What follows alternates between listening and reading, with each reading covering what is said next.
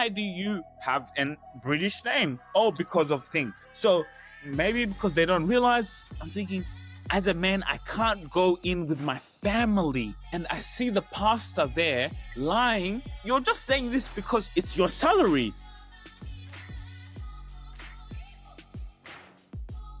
Welcome back to the Rubasha Family Podcast. I am here with another special episode. I am here in Mombasa, guys, Diani, and my father is in Sydney, Australia, Indize Rubasha. Now, Indize Rubasha has released 2 new books talking about Africans taking back our names. So we just thought we'd come back with another powerful discussion to take back our African names. So Indize Rubasha, thank you so much for joining, Dad.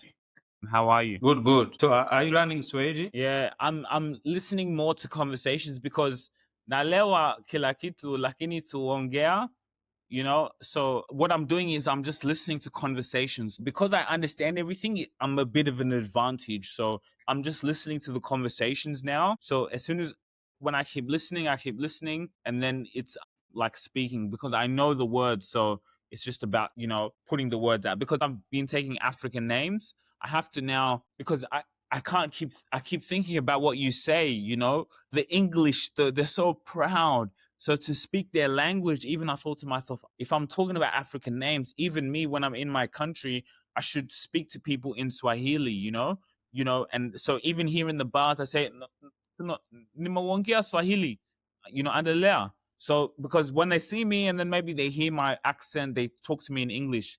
Kini nimasema, wongea Kiswahili, and then they speak. And then even here in Mombasa, I say, what's your name? They say, oh, Muhammad.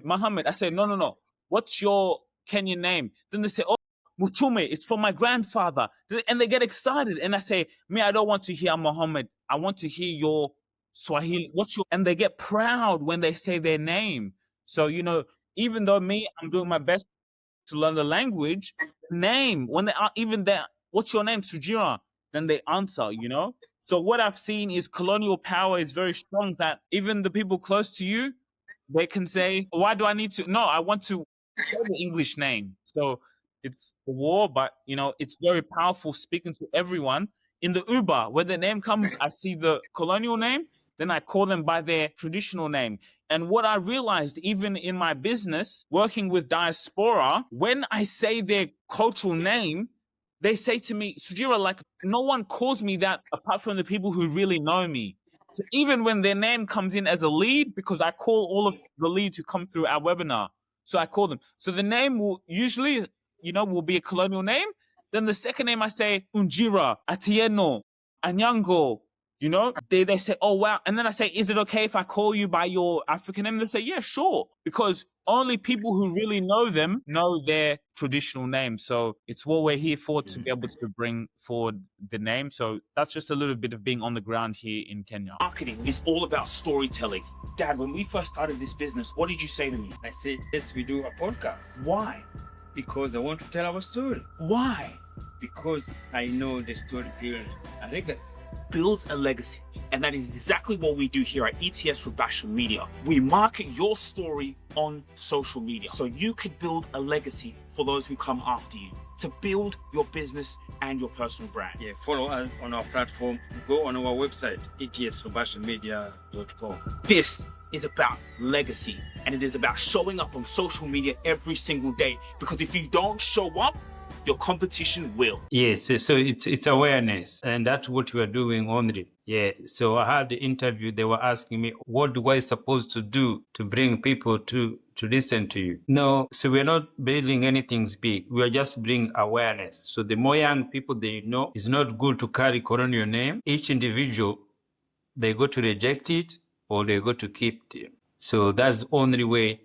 The awareness. We can't argue who want to continue to have colonial name or who want to continue to have religious names. But as long as you say it, plant the seed in their mind. No matter what they can tell you, and we know when they're going back in their mind, they go to think them twice. Oh, maybe I should be thinking about this. Maybe this guy was telling me the truth. But that's how I work. But people argue, people they are defending, because the people, they are more fanatic, especially the religious one. They have been more fanatic for for their belief. To tell them to change name is hard, but it's just we are spreading the awareness of African identity. Always when we say identity, it's a lot. It's not only about the name, even the way we struggle to do things, the way we struggle to come out from poverty, sometimes is in the mind of people.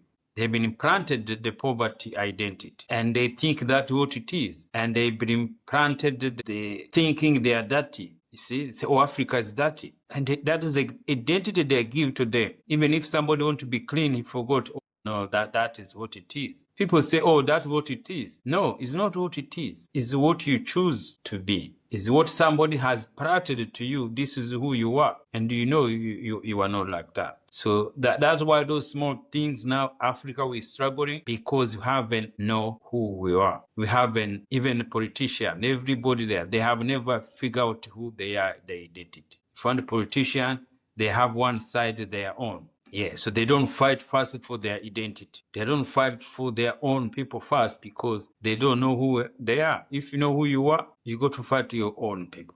How these people, they're fighting, like in Iran, how people, they fight. People, they fight their own country like never have happened because they know their identity. Yeah. The war of mind is so powerful. The mind is so stronger than anything I've ever seen. So the other day, I had someone come and they delivered furniture in my place. So she came and delivered furniture, and then I said, oh, it's very beautiful. And then she said, Shokran. This is here in Nairobi. She said, Shokran. Then I said, So then I said, why did she say Shokran? What does that mean? So my fiance came in later 2 hours later. I said, what does Shokran mean? So, it means thank you. I asked ChatGPT, what does Shokran mean? Thank you. So I'm thinking, why does someone in Nairobi telling me in Arabic, Shokran, thank you? Then I even asked the person, I said, why is this person saying Shokran? This is Arab, this sounds Arab. Because Shokran means thank you. So in Kenya, the people who are Muslim, they have Arab names, and then the people who are English the people who have English names have Christian. So even I'm just getting someone to repeat themselves. Say, okay.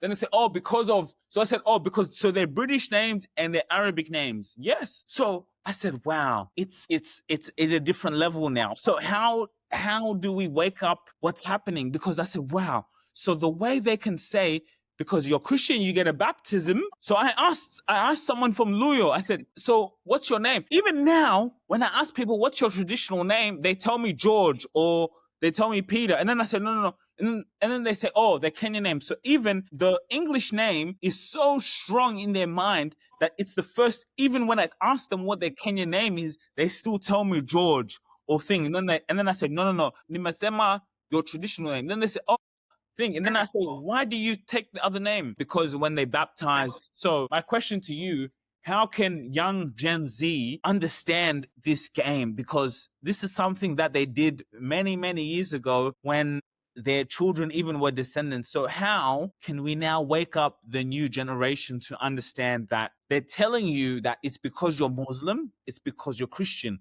But is that an excuse? So we can identify who you are? Is there something wrong with that? How do we market that to the new generation? No, yeah, it's education. Even me, I was like them. See, I was like them 5 years ago. So what happened? I learn, educate myself so I understand the history. So that is what you are doing now. So in Gen Zs, we are going to tell them that the history, the identity history is the key. It's very important. So Kenya is being divided. All Africa is being divided. Christians and Muslims. And that is what they did. They came colonial to distract us. So now what the test is going to have to be in Kenya, maybe from now to 10 years. And that's the question I keep asking people. So Kenya has identified himself as a Christian nation. And they are aware they have also many Muslims who are Kenyan. And I ask them, are you Kenya ready to have a Kenyan president with Muslim name? That is a big question. That is a challenge. That is the challenge. So when a Muslim want to be, he's a Kenyan, he's African, maybe his background is Muslim, they go to allow him to be in the state house? I'm not sure. and that the test is going to come as we go. So that is why the awareness have to be learned. We are divided, as I say, the belief is so powerful. People, they're easy to kill each other. They'll be easy to destroy the whole country, just not to let somebody, because his belief, he can't do that.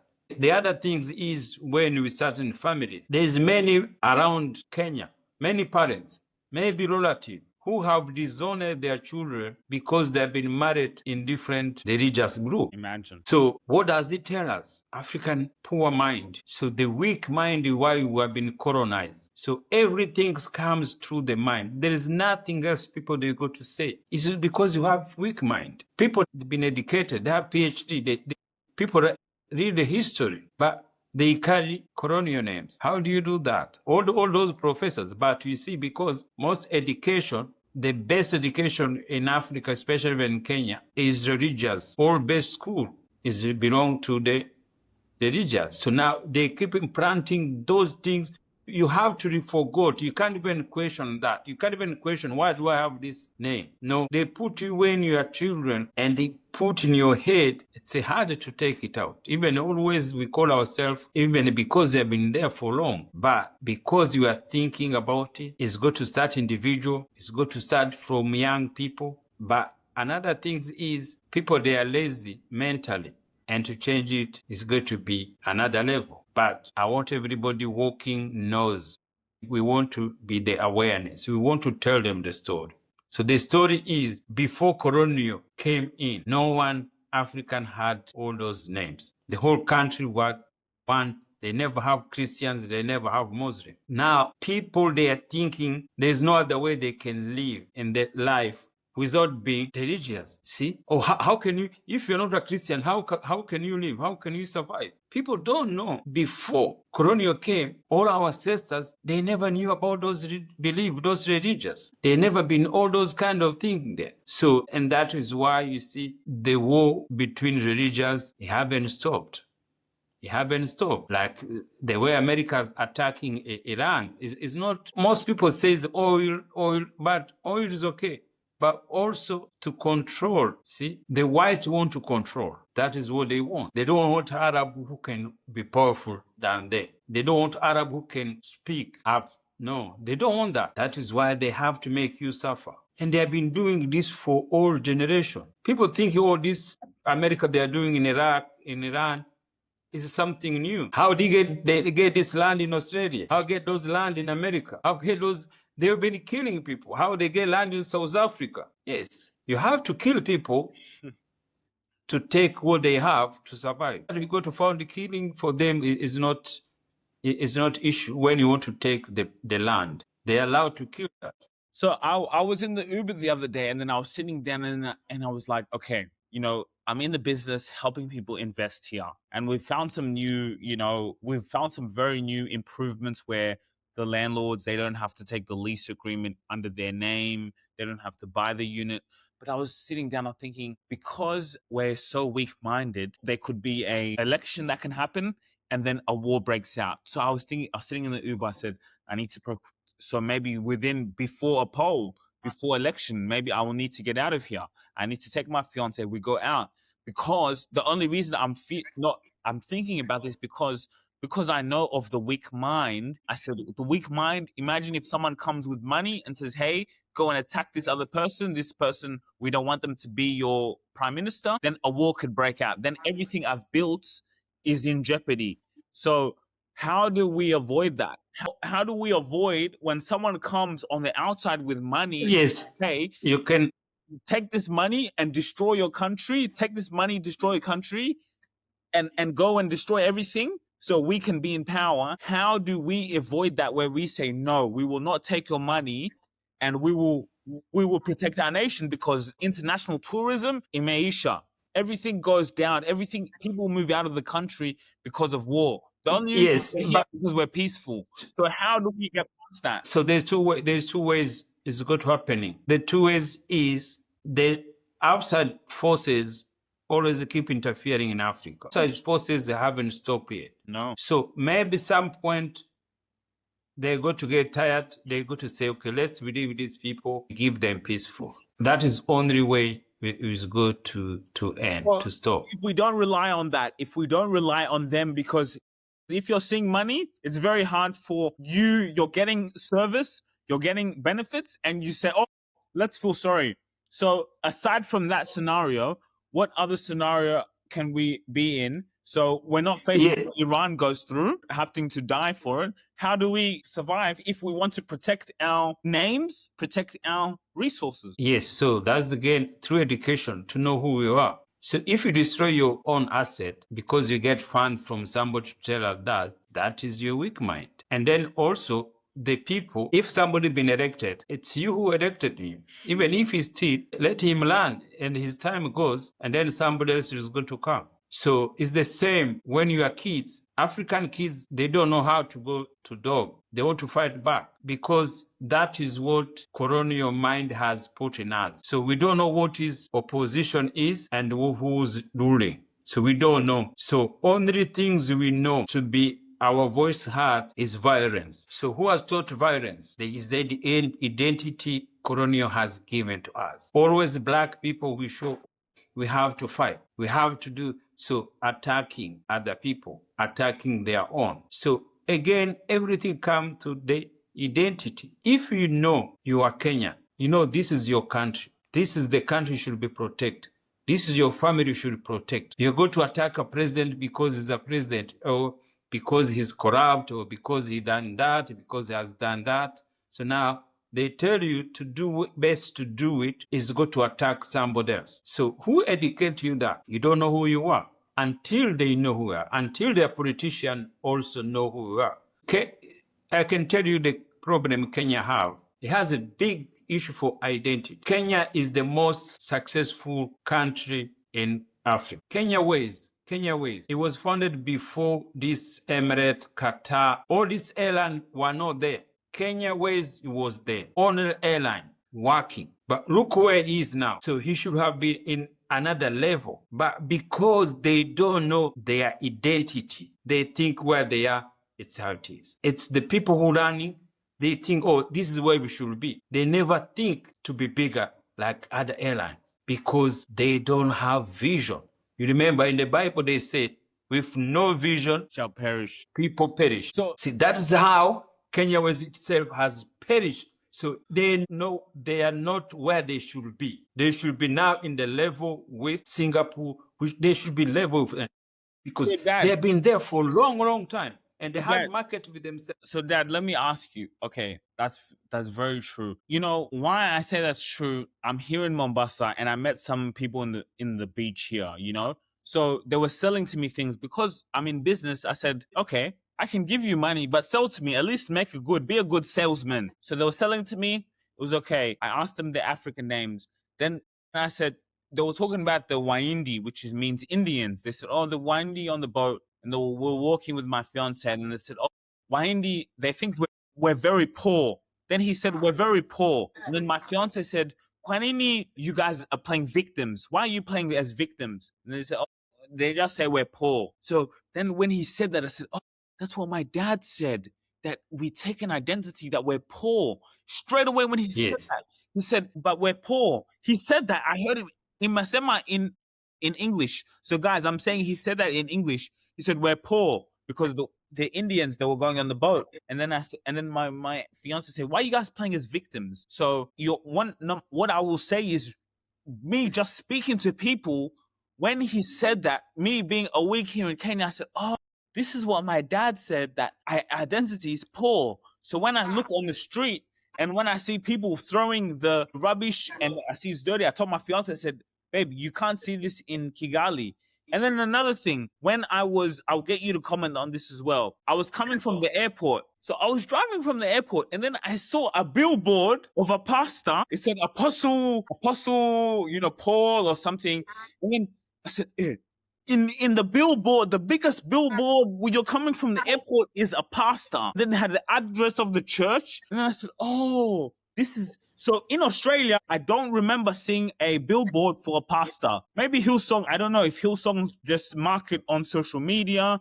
But in Australia, I don't see billboards of pastors or, it's not very common. So then I said, oh, it's the business of the pastor. He has to bring people in the church. Maybe he was smart. Maybe he brought the fees from the tithing. Then he said, let me advertise on the billboard and then I can get customers when I'm coming from, because even in Australia, in America, there's many Christian, very powerful Christian service for, so maybe when they come from the airport, they can see the pastor, and he had a very nice suit on. He was very dressed nicely. So my question is, how do we awaken what's happening, and do we accept it as a business model? What needs to happen for us to protect our country from, if we have, the outside colonial come in, we can still provide business, but everything happens safe for our investments? First of all, the system also itself. So the system is not working for the people. So the system working for politicians. So that is why. So it's hard to protect when the system is broken. So the system protect their own. So when the system protect their own, you can't do anything. So now that's why you can see young people, they keep fighting with the system. So also the system within itself, with Kenyan elite, they go to think twice. I will give you that example. Kenya Ways is not where it should be. It's a private company. Why is that? Because they think they are poor. They think that they're standard. And the religious also, if the pastor is marketing themselves, that is okay. That's the business. That is how he's dealing with the business. So there's no problem doing that. It's just marketing. You need followers. Everybody needs followers. You need tithe. You need money. You need to invest. So that he doesn't do anything wrong. But in terms to protect is the people themselves. Oh, our country is good. But it's each individual. I'll give you another example how Kenyan doesn't know how it works. They have best hospital in East Africa. It's the Nairobi Hospital and Aga Khan. Those they were best hospital. They have been dead long time. But they are still the same standard where they were 5 years ago. So now they can never match with the technology. They keep going behind. Why? They don't know their identity. They don't know they should be bigger. All people in East Africa from Rwanda, Burundi, Congo came to spend money in Kenya, but they never make sure it become bigger for his own people. So, which is me, the elite, the people who has money now, they can't go to those hospitals. So they have to go India, Turkish, or South Africa because they lose that identity. They lose that power. With no vision, people perish. So that is how level they are. There's other things people they didn't know. Kenya is a place where, in Mombasa, especially where you are, they used to have a refinery for fuel. Yeah.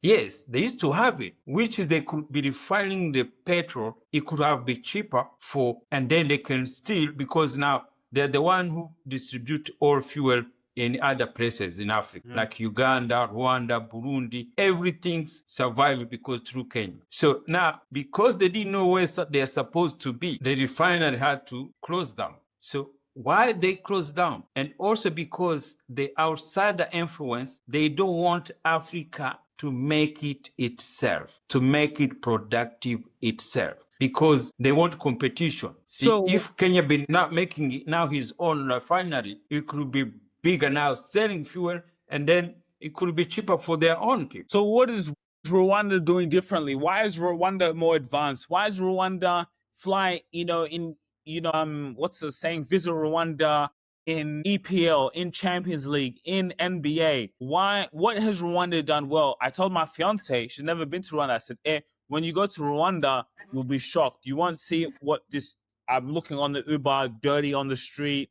What has Rwanda done well? But Rwanda still is under colonialism. Is it not correct? And you can be free to be careful how you answer. So what has Rwanda done well for us to get to that level? For us to, what's the solution? So, of course, we're telling people to take back their names. Even me, I ask people everywhere I go, I say, do you mind if I say your traditional name? I actually ask them. And then they say, no, yes, it's okay. But because that's what you remember.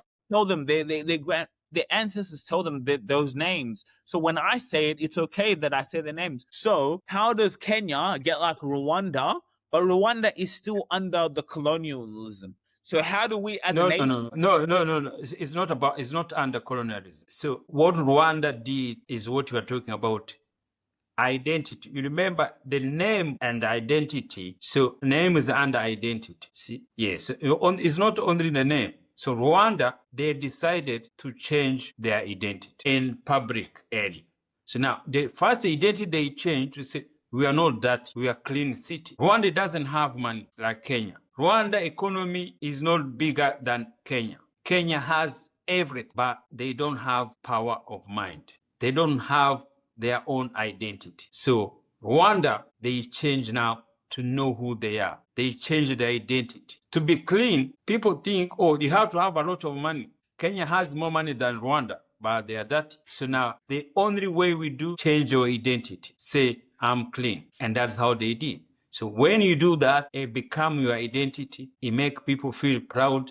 It makes people feel think that. It's a war because majority they don't understand it. So they have to be forced. But because you take identity to be dirty and somebody give you that identity, that's how it does. And to take identity, you are poor. So I give example. One day it became a level where to say, no, we are not poor. We know financially we are not level where we should be. They still have people struggling financially, health-wise, everything still going. But they decided something no one else have ever thought in their life, to market their tourism in EPL, because our national park is a small one, because they changed the identity to international, to say, look, we're a small country with 10 millions here, let's put our name there. People, they were laughing. Say, oh, you are poor, why are you giving money? You remember, they were investing, they were marketing. But even the white people, because sometimes they were saying, oh, why one is doing that? They were against that because they know is a productive thinking they are doing. Is the best things ever you can do. And there is only small country in Africa has done it, which doesn't have money. Imagine. Not even So, in Australia they could do that. I never thought. Because Kenya has a lot of national park, a lot of tourism coming, so they are thinking they should not marketing more. McDonald's have a stop marketing. All big company, all this insurance company, all this America, they don't stop marketing because they have too many clients. No, see, those can't. You see, even Kenya in East Africa is only country who has produced EPL players. No other country in East Africa. Wanyama. There are like maybe 3 even before. See, now that is the market itself. But does he use them? No. Kenya, because they are thinking their identity is poor. And international in sport, Kenya is the best. But they don't even have annual event happening in Nairobi. No. There's nothing attracting people in the sport in Kenya.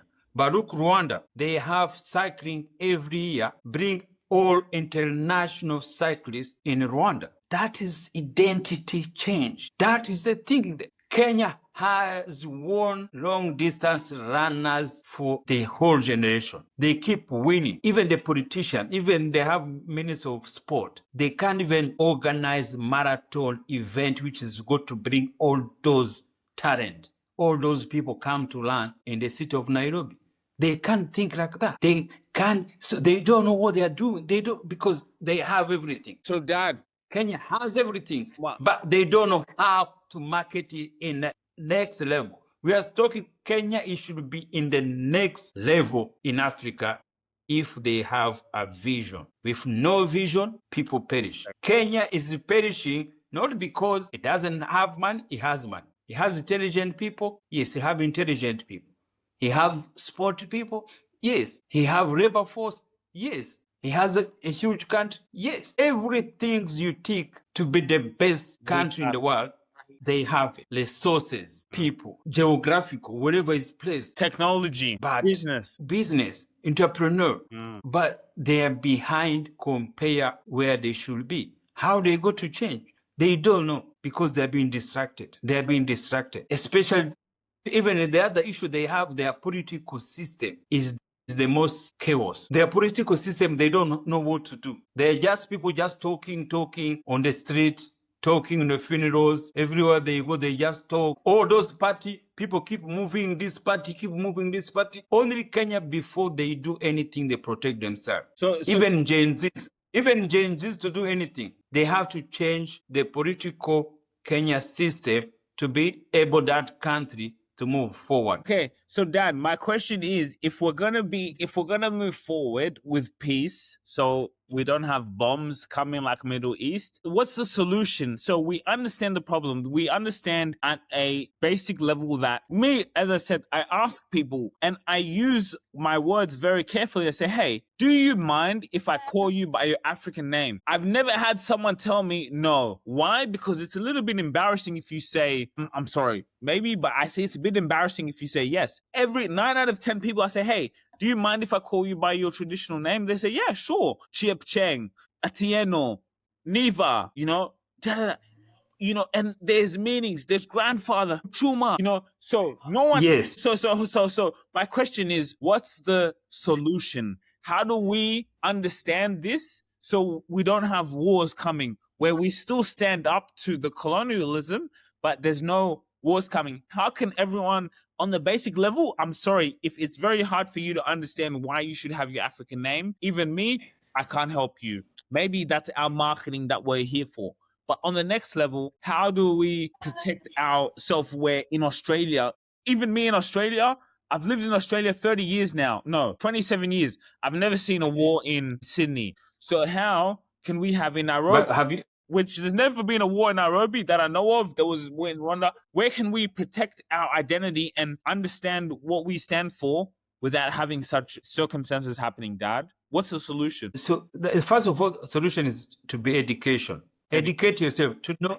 Yes, they have to know who they are and who they have, who you are. You are Kenya. Education first. Who you're working for. You are working for Kenya. You are working for other Kenyan people. But the system, that is the system has to change. So they don't think people do that without knowing. They know. So the system know.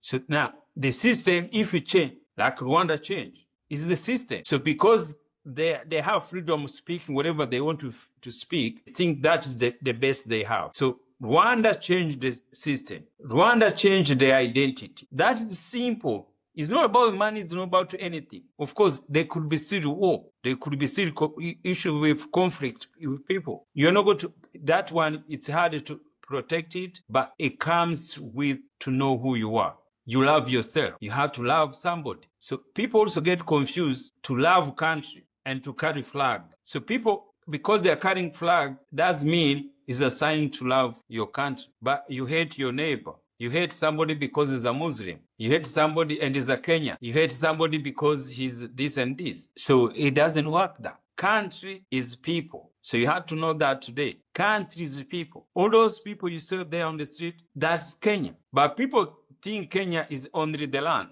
No. If there is no people in Kenya, there is no Kenya. And the country survives because people do things together. If somebody's win, don't go solution to fight him, to attack him. Because somebody has taught you to do that. Somebody has financed you to attack somebody. You know that. It's a power of mind. Until their mind, poor mind is end, I should not attack somebody. I should do this for my country. You will stop. You know identity. I should not take this bribe because I could build this hospital. I should be not taking this. But the reason they don't know who they are, they don't know they are serving other people. It's a service, and it's to start from school. These people are doing this, they are educated. They went to university, they went to do everywhere. Kenya, first things that they should do, even first things. Kenyan members of parliament in Kenya, they get paid more than members of parliament of Australia. So why they do that? So why even themselves, they can feel sorry, say, guys, no, this is too much. We should get paid this high amount of money. And when you look around the poverty in the country. So, Dad, let me ask you, does it start with the men? So, for example, even me, myself, so now that I'm aware of things, maybe I can hear Christian music, I'm with my partner, I can hear, so, because as a man, I find it very hard now, is if I'm the leader of my family, as a man, I want to be the leader of my family. It's very hard for me to go into a church with another man, another human being telling me and how we should live. Me, I'm sorry, but as a man, it's very hard for me to go into a church with this knowledge, understanding what their objective is. So it's very hard for me. Does it start with the men? Because if the men like, or because the feminine energy is very strong. So the women, they're very susceptible. I'm sorry, but they're very susceptible for this information. Because me, if I sit down with the woman and even with my fiance, I say, so why do you have an British name? Because of thing. Because of, so maybe because they don't realize, I'm thinking, as a man, I can't go in with my family. And I see the pastor there lying to, just because I've spoken with many African men, I've seen my uncles, I've seen even them, they know as a man, logically we think, wait a minute, you're just saying this because to receive, it's your salary. So I've seen African Rwandese men in Australia who lived, and they say to me, Sujira, my wife, all these years, she's changed. She's saying because of Chris. So is it for the men to change? And if the men change, the women follow? Is it, my question for you in this day is, how do we understand what is economics and what is real life? Or if the men So, understand what it is, then can the women, how do we solve this? What's the solution? so first of all, you have to think not men and women. You have to think you are people. See, that division itself, it's the issue. So now you put identity, how women, they are weak, they follow pastors, they have been trapped on this. And then men also, their difference, they are against that. So you see, that is mentally separation ideas. So that is mentally. So mentally is how they portray themselves. Religious, especially Christianity, has teaches fear. Most fear, it has gone to the weak mind, especially for women. Now, that is what killing many families is a mind. So when mind is put a lot of fear, when mind have been put fear for a long time, only hope they know, only hope they can get is through the pastors, is through the churches, is through the thinking there. So again, it's that the system. And you remember, but also is economic, because if they keep giving pastor money, that is how it is. The same, if you would like to go to drink in the bar, who do you give money? The bartender. The bartender. So it's the same. There's not, in life, there's nothing different and there's nothing wrong. Yeah.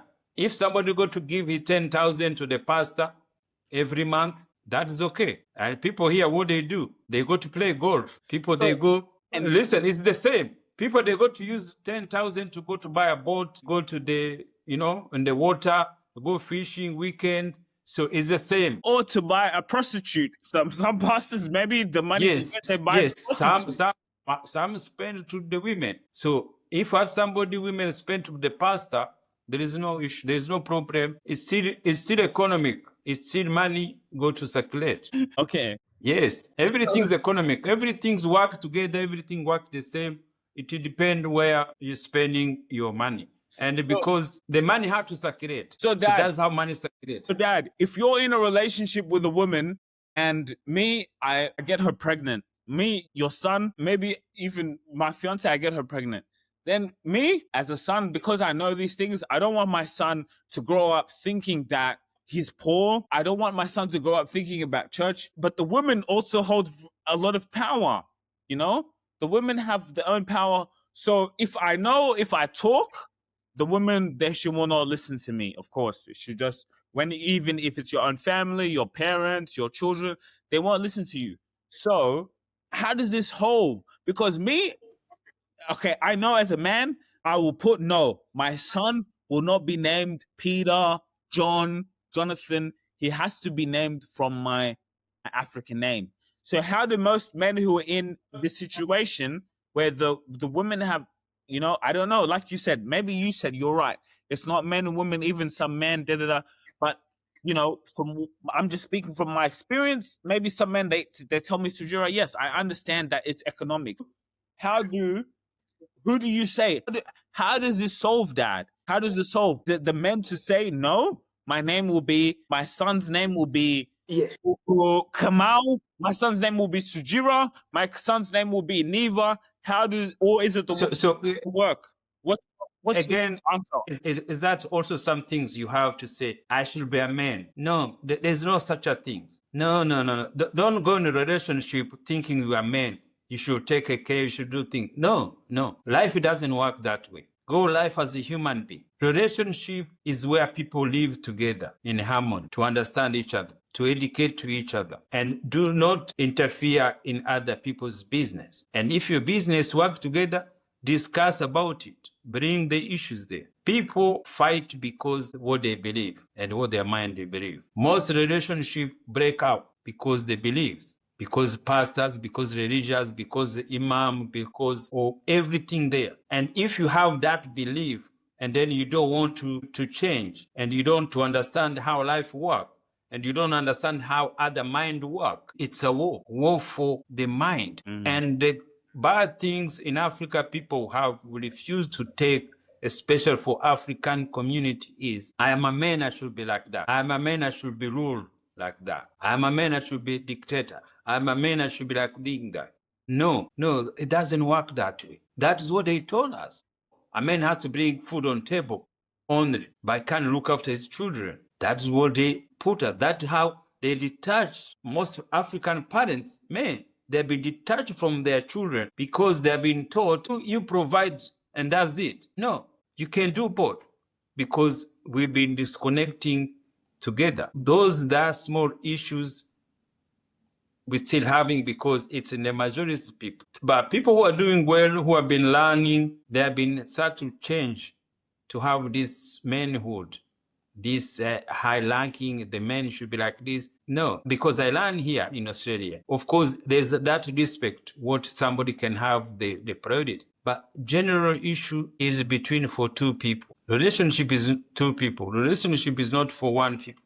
And even you remember, you are four people. Yes. Always where you are. It's you and it's your mind. And it's her mind. So you are four people. Most people in Africa, they don't say exactly what their mind say. Always they lies. Somebody says some things, but not what is mean. That is why all the people keep fighting, because they don't talk exactly what's through their mind. So those are the things we got to learn now. Do I using my mind or do I lying to my partner? To my partner, I should, because it's true. Sometimes, like, I'm like, man, what do I do? Do I tell her the truth? Do I, like, it's hard. Like, if I say it, they don't believe me, you know, to see the, like, they can't see the colonial side of what's happening. Just No. Just being See colonial. that?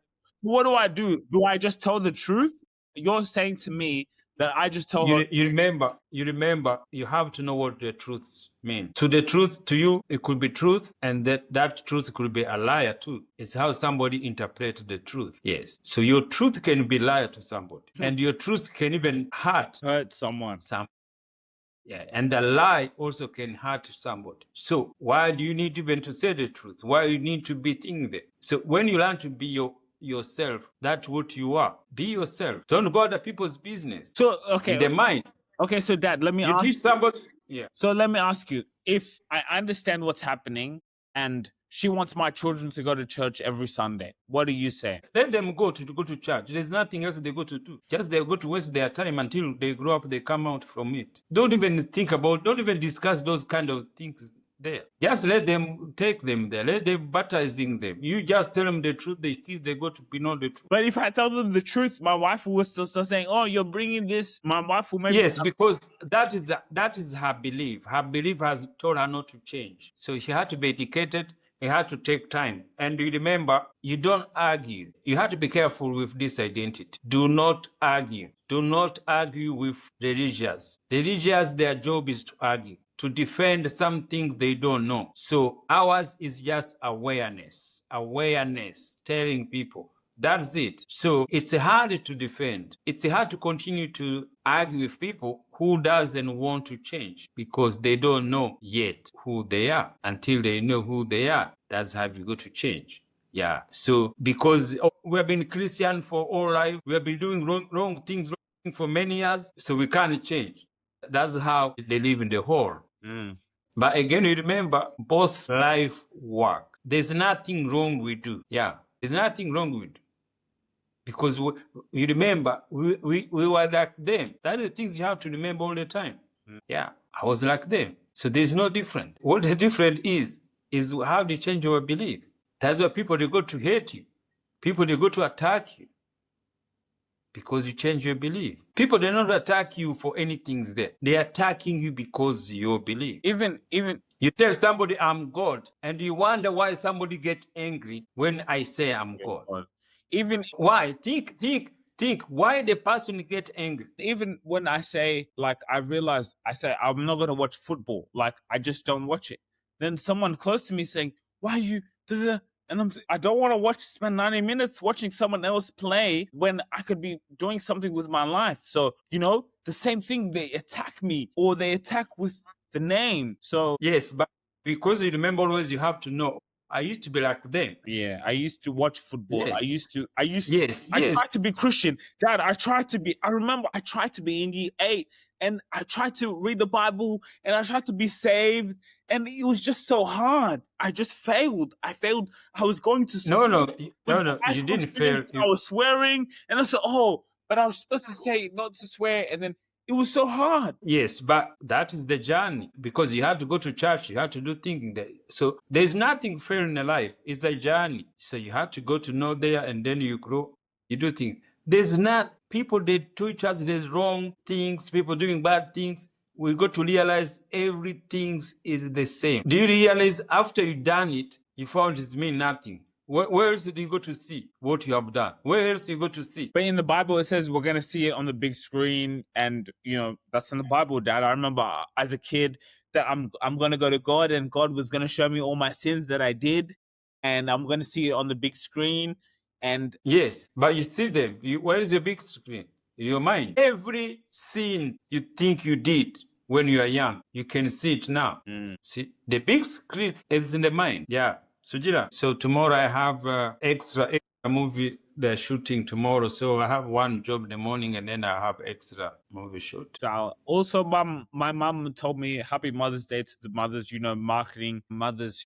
My mom sent me an audition or something like that for Mother's Day. So great news to her. Okay, thank you for coming along when I'm in Mombasa here, and it's for us to keep coming along every week. I'm getting comments every day. I'm getting comments on my Instagram. I'm having notifications. I'm in Mombasa. Some people have been abusing me. Some people have been saying, I'm getting comments from all the posts we've been having. So I had to continue this conversation because it's very powerful. I'm getting abused because of these conversations. That's why even for me, as a marketing person, I understand, wow, if I'm here on holiday, I'm getting comments every day I'm here. So I need to bring my father, and we have these conversations, because being in Nairobi, being in Mombasa, I'm seeing everything my father has been telling me since. So the identity, someone in Mombasa telling me we're poor. I'm hearing that. I'm also, even myself, people have been abusing me, saying, you're speaking with an English accent, and I say, yeah, you're right.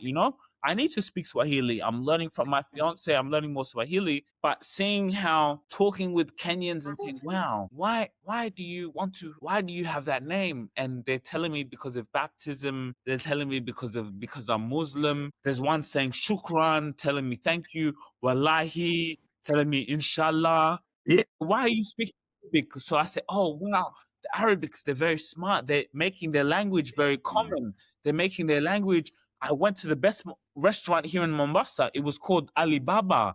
It was an Arabic name. I looked at the restaurant. I saw the way. So, wow, they have very high prices. So the Arabs have done a very, very, very good job here in Africa. So before we end off, Dad. See, all they are Kenyans, and all they do the same thing there, but they accepted to be divided by religions.